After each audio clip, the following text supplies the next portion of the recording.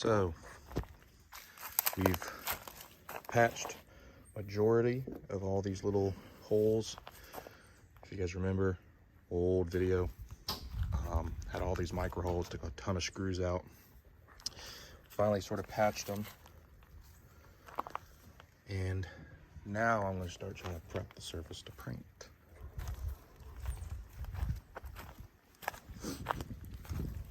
Even repaired the nose a little bit. It was all messed up. Some bad spots here.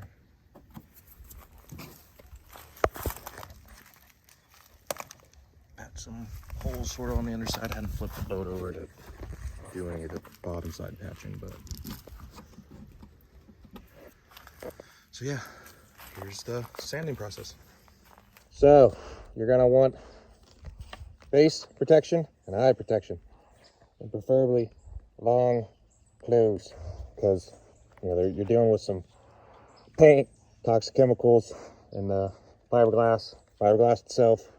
So yeah, you don't want any of that respiratory stuff. It's probably worse than COVID. So this is sort of what I got so far. Just sort of roughing it up. And I just took off the numbers on this side of the boat. What I'm doing is I'm dabbing the sandpaper in a little bucket of water. And the sandpapers I'm using, got from Ace Hardware. They're these 80 grits for wood, metal, and fiberglass. Then I got 120 grit to fine out some of these cuts. And then I got an 80 block so I can get in sort of some of these corners and on the tops. And then when I do the bottom, because I got some chines, I got some edges and corners. I don't know if I'm going to sand the bottom. I might, but the paint on the bottom was pretty good. We didn't patch any holes really in here, so for the most part it's pretty good. It's outside and we want to give it a fresh new coat, like I said. So it's gonna be a process, a lot of sanding. Hopefully the sander saves a lot of time, but I'm flying through these pads. So that's my third pad, and I only bought 5 of these 80 grits. So I probably should have bought a bigger pack. Didn't think they would fly through so much. And I'm wetting them so they're not heating up and stuff, but they are still heating up. So that's that one. Probably could use a little bit more. That's a different one, but oh yeah, I'll keep on going.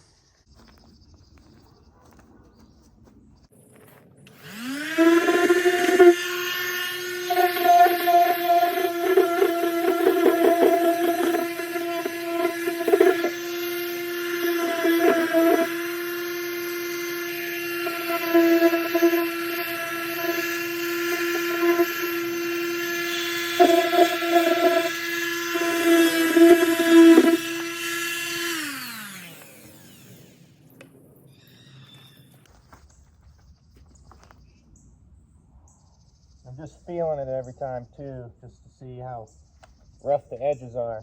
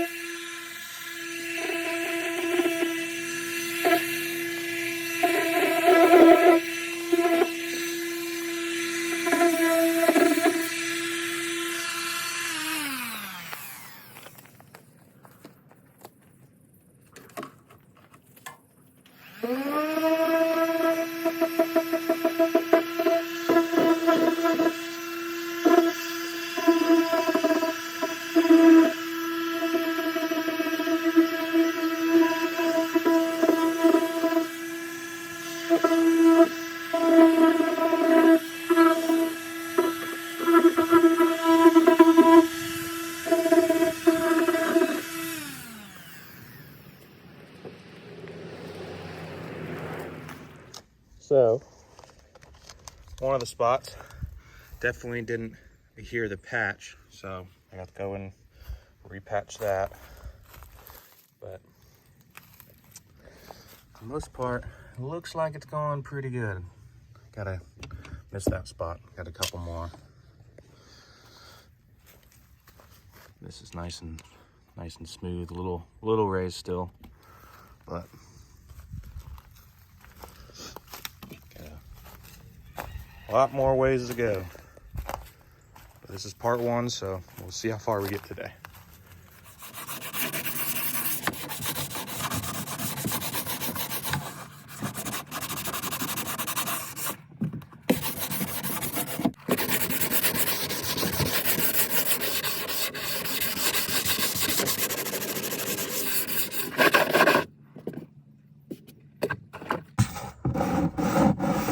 Starting to see the sun.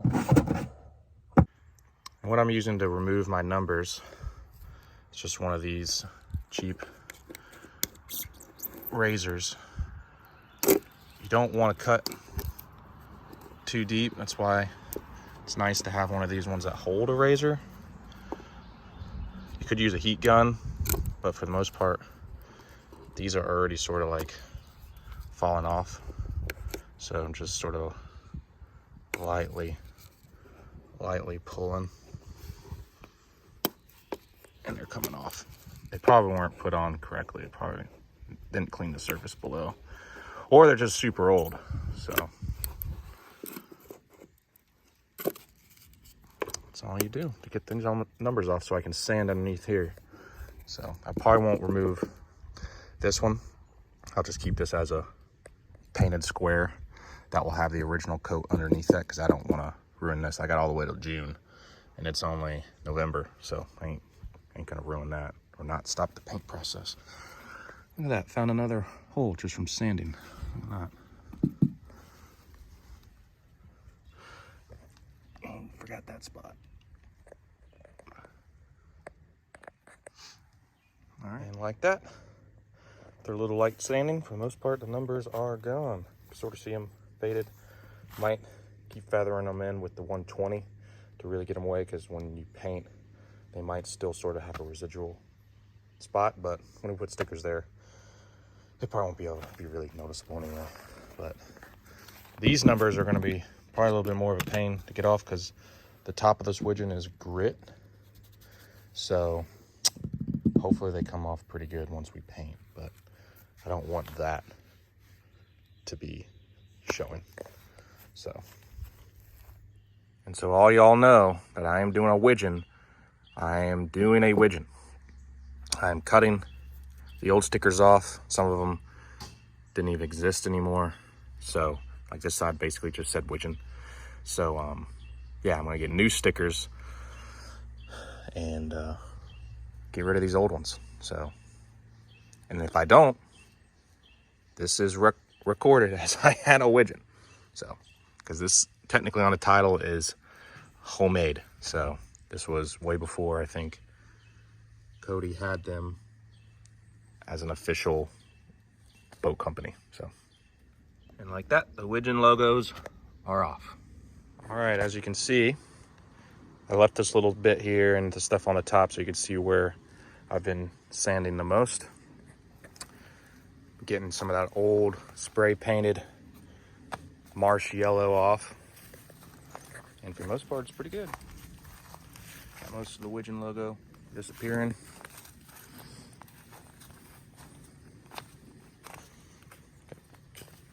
All in here, and I haven't done this side. As far as like the 120 grit deep grind in here. So I've left the 80. This was an 80 block to get me that edges that I showed you earlier.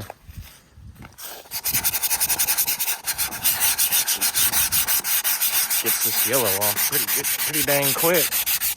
Quicker than the 120, that's for sure. Obviously the grit's cuts deeper.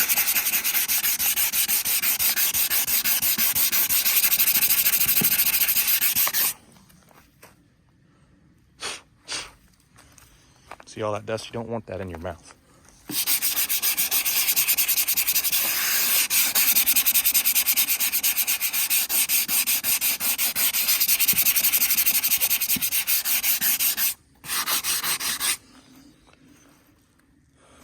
there you go. That's basically all I'm doing. All right, so here we go. This is basically the top and the sides, I think, completed. This is my first time ever actually fully sanding a boat. So I gotta go in and patch that stuff that I said earlier that opened up, which is good. You want to be able to patch stuff that you never saw before. Some of the edges are still a little beat up.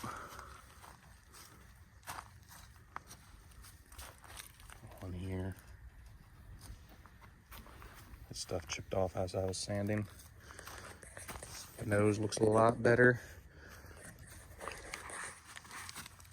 And then there's some micro holes.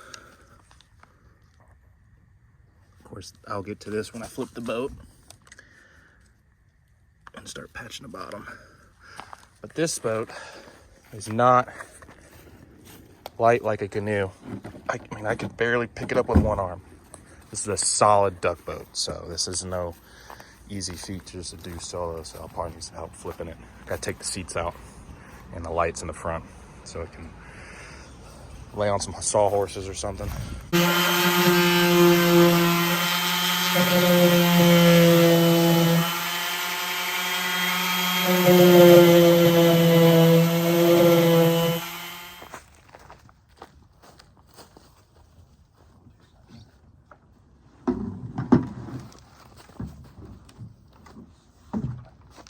Use those handles in the back.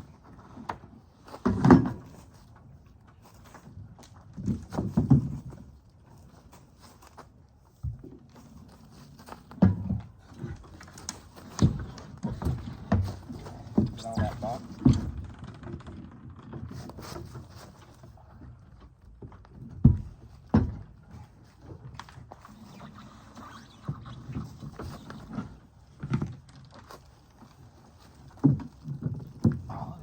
Lift it. Where'd all the water come from?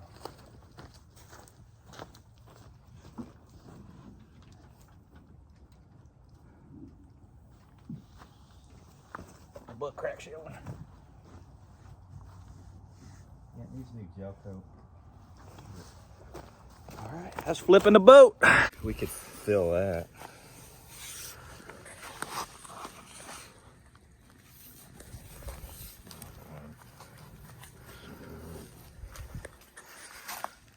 Water coming out of it. Pretty good shape, though. I think it just It's good fiberglass. rubbed a lot bad on that trailer. That old trailer. A lot of micro holes. Oh, that's where the gel coat will fill in. Oh, we get some more of a patch. Spin our holes in.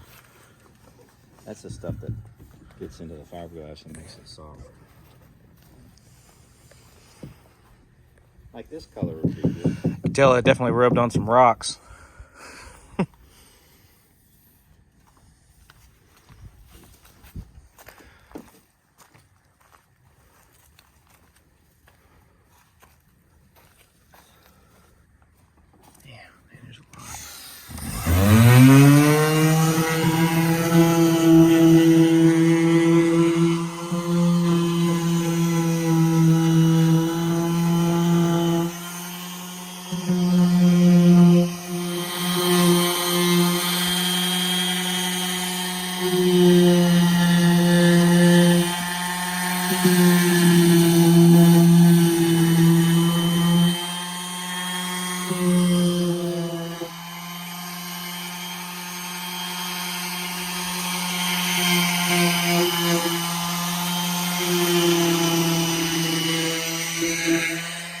Here we are fixing the nose because underneath it's very weak. I got this piece cut for it too.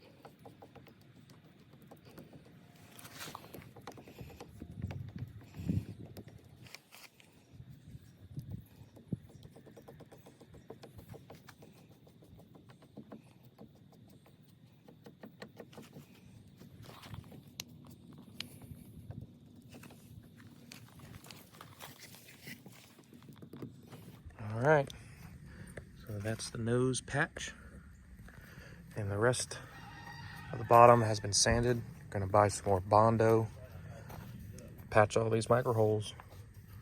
So look forward to part 2. Catch you in the next one.